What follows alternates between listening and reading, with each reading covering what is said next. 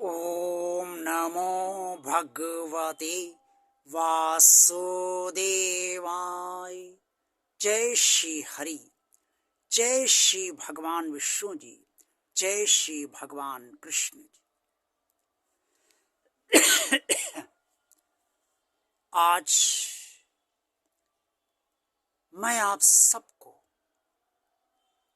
श्रीमद् भगवद गीता के अध्याय 16 में वर्णित दैवी संपदा और आसुरी प्रवृत्तियों से युक्त मनुष्यों के क्या लक्षण होते हैं, उनके बारे में भगवान श्री कृष्ण जी की असीम अनुकंपा से बताने का प्रयास कर रहा हूं। कुरुक्षेत्र के मैदान में भगवान श्री कृष्ण जी ने अर्जुन को ज्ञान देते हुए दैवी संपदा से युक्त पुरुषों के क्या लक्षण होते हैं, इस बारे में बताया है, और आसुरी प्रवृत्ति वाले लोगों के क्या लक्षण होते हैं, इस बारे में भी भगवान श्री कृष्ण जी ने अर्जुन को बताया है।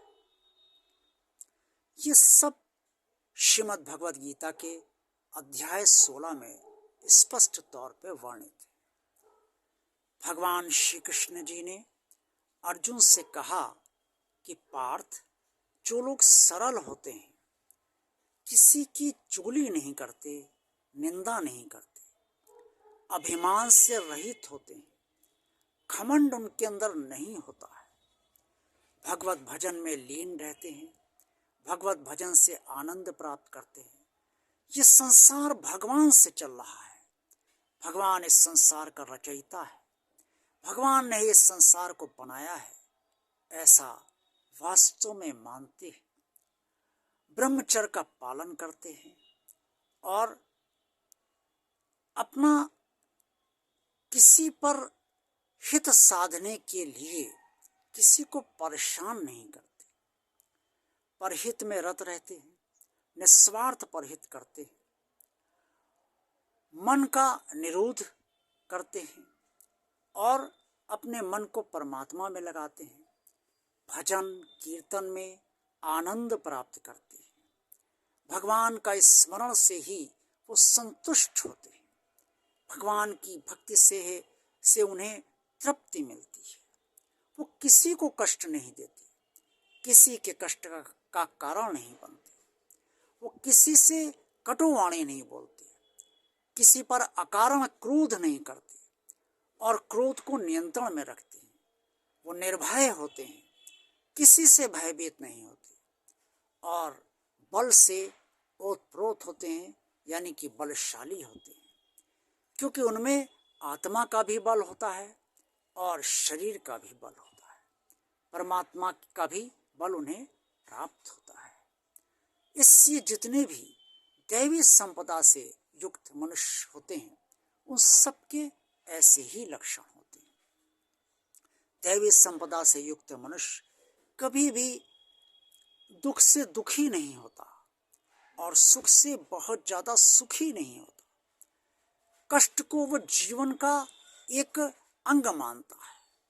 भगवान श्री कृष्ण ने अर्जुन से कहा, जब अर्जुन ने ये कहा कि वो युद्ध नहीं लड़ेगा, तब भगवान श्री कृष्ण ने कहा कि हे अर्जुन, तू दैवी संपदा को प्राप्त हुआ है, इसलिए तू शोक मत कर, क्योंकि दैवी संपदा से युक्त मनुष्य शोक नहीं करता। आसुरी प्रकृति के स्वभाव वाले जो पुरुष होते हैं, उनके बारे में भगवान श्री कृष्ण ने कहा कि वो मूढ़ बुद्धि के होते हैं, अज्ञानी होते हैं।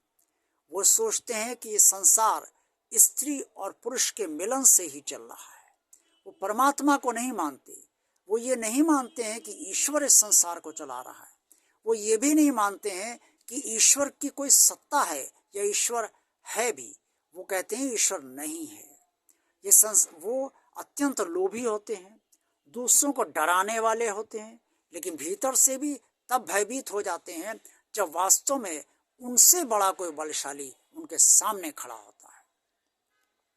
दंभी होते हैं, अभिमानी होते हैं, दूसरों के कष्ट का कारण बनते हैं, दूसरों की चुगली करते हैं, निंदा करते हैं, बुराई करते हैं और हर समय यही चाहते हैं कि लोग उन्हें श्रेष्ठ माने, उनकी बड़ाई करें, उनकी उनके सामने निंदा ना करें और लोगों की दूसरों की बुराई करें तो उन्हें सुनने में बड़ा अच्छा लगता है।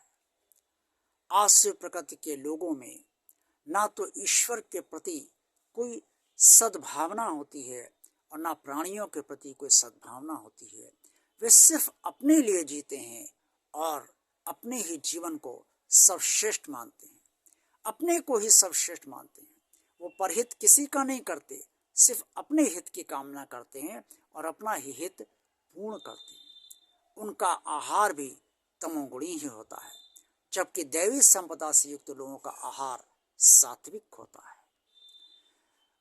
मूल बुद्धि वाले लोग जो होते हैं उनको भगवान श्री कृष्ण जी ने कहा है कि ये बार बार मूल योनि में जन्म लेते हैं, नीच योनि में जन्म लेते हैं और बार बार ये नरक में भेजे जाते हैं और अनेक बार नरक में जाने के बाद अगर इनका जन्म होता है तो ये दोबारा भी अत्यंत नीच योनि में भेजे जाते हैं।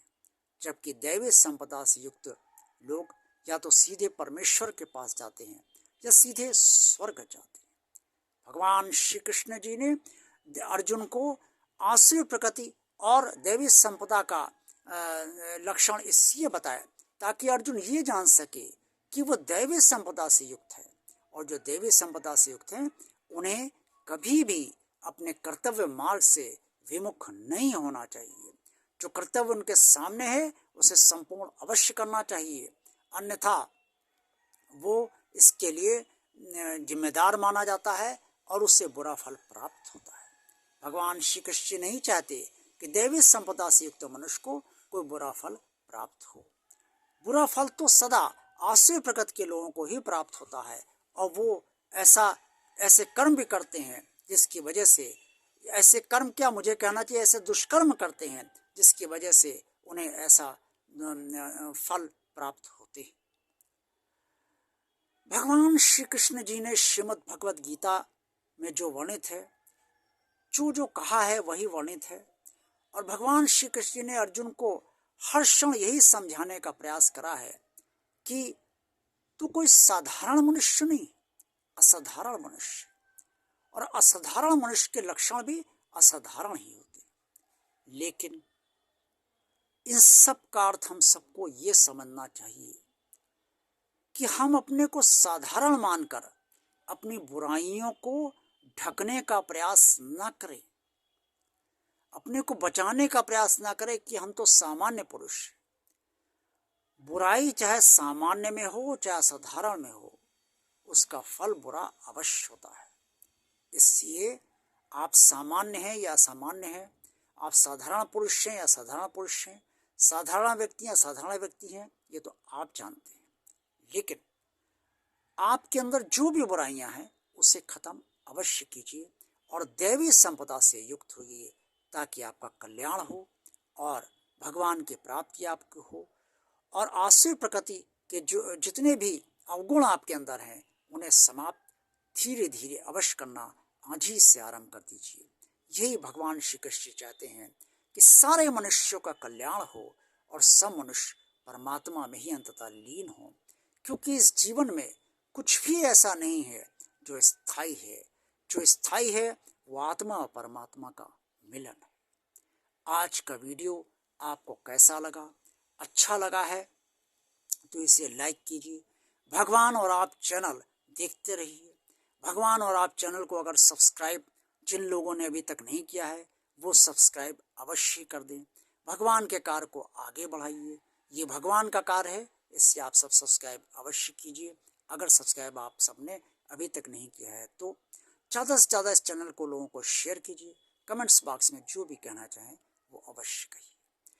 ओम नमो भगवते वासुदेवाय। जय श्री हरि, जय श्री भगवान विष्णु जी, जय श्री भगवान कृष्ण जी। आप सभी का दिन शुभ हो और आप सभी का कल्याण हो।